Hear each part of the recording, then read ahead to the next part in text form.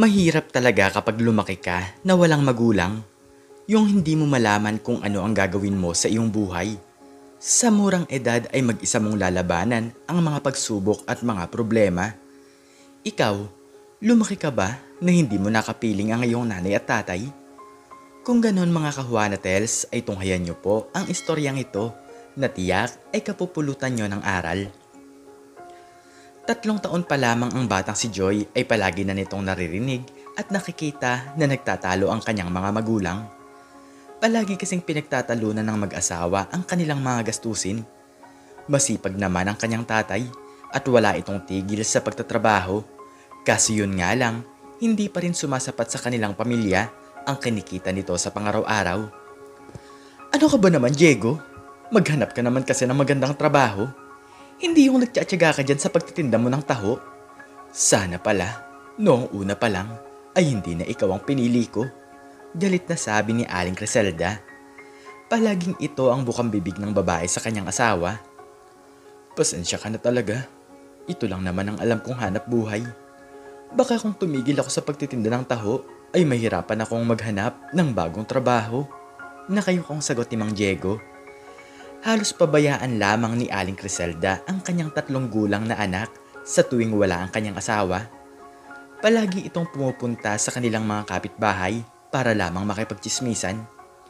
Kaya sa tuwing uuwi si Diego sa kanilang bahay ay gutom na gutom ang kanilang anak na si Joy. Tapos ito pa ang gagawa ng mga gawaing bahay. Buhay prinsesa ang babae at wala itong balak na maghanap buhay. Higit sa lahat ay wala itong kadiska-diskarte sa buhay. Walang ibang ginawa kundi ang mamuna ng buhay ng ibang tao. Hirap na nga sila sa buhay, tapos akala mo pa kung sino kung manlait ng ibang tao. Anak, huwag ka nang umiyak. Ipagtitimpla na kita ng gatas. Tsaka meron akong pasalubong sa'yo oh. Bumili ako ng tinapay para sa'yo. Nakangiting sabi ni Diego. Nagulat na lamang si Criselda nang makita nito na nasa bahay na ang kanyang asawa. Oh, Diego, nandito ka na pala. Dumating na ang bayarin sa tubig at kuryente. May pera ka ba dyan? Seryosong tanong ng babae. Wala pa pero makukumpleto ko rin ito sa mga susunod na araw. Pakiusap, Criselda. Huwag mo muna akong sermonan. Hayaan mong pakainin ko muna ang ating anak. Kinakabahang sagot ni Diego. Talagang natatakot na ang lalaki sa kanyang asawa. Nabibigyan niya naman ito ng sariling panggastos pero hindi man lang marunong mag-ambag sa kanilang pamilya. Lumipas sa mga taon ay patuloy sa paghahanap buhay si Diego. Masipag talaga ang lalaki at ginagawa nito ang lahat ng kanyang makakaya para sa kanyang mag-ina. Pero ang hindi nito alam ay may nanliligaw kay Criselda na isang Amerikano. Habang naghahanap buhay si Diego ay palihim itong kinakausap ng babae. Ipinangako ng Amerikano na bibigyan niya ng magandang buhay ang babae. Sinasabi nito na isasama nito si Criselda sa ibang bansa at doon sila mamumuhay ng magkasama. Mabuti pa atang makipaghiwalay na lang ako kay Diego. Wala akong mararating sa kanya, sabi ni Criselda sa kanyang sarili. Isang araw habang nagtitinda ng taho si Diego, ay nakita niya ang kanyang asawa. Kasama nito ang Amerikano at sabay na sumakay ang dalawa sa isang magarang sasakyan. Sa mga oras na yon ay gulong-gulo ang isipan ng lalaki. 8:00 na ng gabi nang umuwi si Criselda. Criselda, saan ka naman pumunta? At bakit iniwan mo nang mag-isa ang ating anak? Tanong ni Diego. Wala. Nagpahangin lang ako sa labas. Seryosong sagot ng babae. Baka naman nakipagkita ka sa isang Amerikano. Baka naman ibinebenta mo na ang sarili mong katawan para lamang kumita ng pera. Seryosong sabi ni Diego. Nang dahil doon ay gulat na gulat si Criselda nang marinig ang sinabi ng kanyang asawa. Aba, alam mo na pala ang tungkol sa sikreto ko. Alam mo, Diego, mabuti pa nga na maghiwalay na lang tayo. Kunot noong sabi ng babae.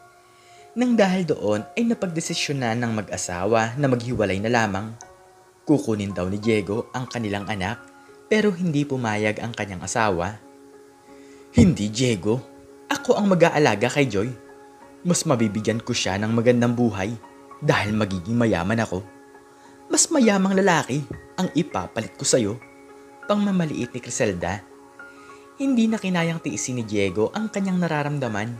Umalis na lamang ito at umuwi sa kanilang malayong probinsya. Sawang-sawa na siya sa ugali ng kanyang asawa at alam niya naman na magkakaroon ng maayos na buhay dito ang bata. Lumipas ang mga buwan ay palagi nang nakikipagkita si Joy sa Amerikano. Masayang-masaya ang babae dahil palagi siya nitong ibinibili ng mga regalo. Kaso nga lang, sa pangaraw-araw ay palagi nitong ginagamit ang kanyang katawan. Sinabi ng Amerikano na isasama niya ang babae sa malayong lugar sa Pilipinas, pero ayaw nito na kasama nila ang kanyang anak. Joy, aalis lang ako ha. Babalik din ako mamaya.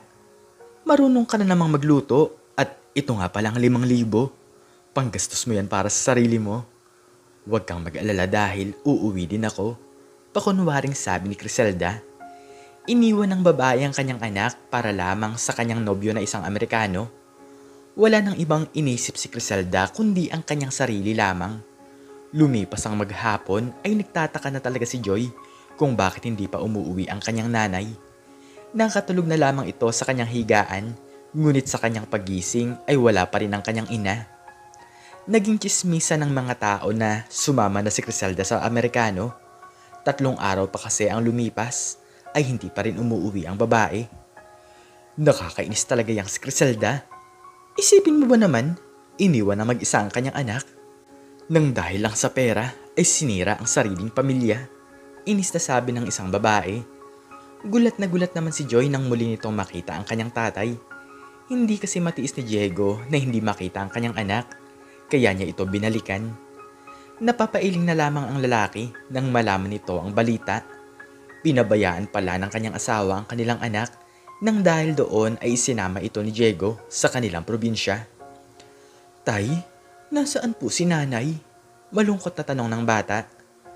Iniwan na niya tayo anak at wala na siyang pakialam sa atin, sagot ng lalaki. Inamin na agad ito ni Diego sa kanyang anak para hindi na masaktan pa ang bata at para maaga nitong malaman ang isang katotohanan.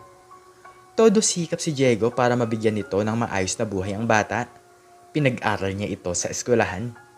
Lumipas ang mahabang panahon na pagsisikap ni Mang Diego ay sa wakas nakatapos na ang dalagang si Joy sa kanyang pag-aaral. Nagtapos ito na isang summa cum laude, kaya marami na agad trabaho ang nag-aabang dito. Siya na lamang ang mamimili kung saang kumpanya siya magtatrabaho. Nagpapataasa ng sahod para lamang makuha ang dalaga. Masayang-masaya si Mang Diego dahil nagtagumpay ang kanyang anak sa mahabang taon niyang paghihirap. Lumipas pa ang 2 taon ay naging maayos ang takbo ng kanilang buhay. Sa ngayon ay si Joy naman ang bumabawi sa kanyang tatay. Nagkaroon ito ng negosyong paresan at dinarayo talaga ito ng maraming tao. Mas malaki na ang kinikita ni Joy sa kanyang negosyo kaysa sa kanyang trabaho, kaya ito na lamang ang pinagtuunan niya ng pansin. Hindi nagtagal ay naging mayaman ang dalaga. Nakapagpatayo din ito ng sariling bahay at nakabili ng sariling sasakyan. Hindi nila maisip na mangyayari ang ganitong bagay sa kanilang buhay. Isang araw ay napagdesisyonan nila na mamasyal sa malayong lugar. Napatigil na lamang sila nang makita nila ang isang babaeng pulubi na namamalimos sa mga taong dumadaan. Hindi sila nagkakamali na ito si Criselda. Tinanong nila ang isang tao kung ano ba ang nangyari dito. Ang sabi-sabi ay kumabit daw ito sa isang Amerikano na meron na palang asawa. Sinasaktan din ito ng Amerikanong lalaki, sabay iniwan ng mag-isa. Agad nila itong nilapitan dahil ito pa rin ang kanilang ilaw ng tahanan. Nay, ako po ito si Joy. Gusto niyo po bang sumama sa amin? Tanong ng dalaga. Gulat na gulat si Criselda nang makita nito na mayaman na ang kanyang mag-ama. Nang dahil sa sobrang kahihiyan ay tumakbo na lamang ito papalayo sa dalawa. Awang-awa man si Joy at Mang Diego, ngunit wala na silang magagawa.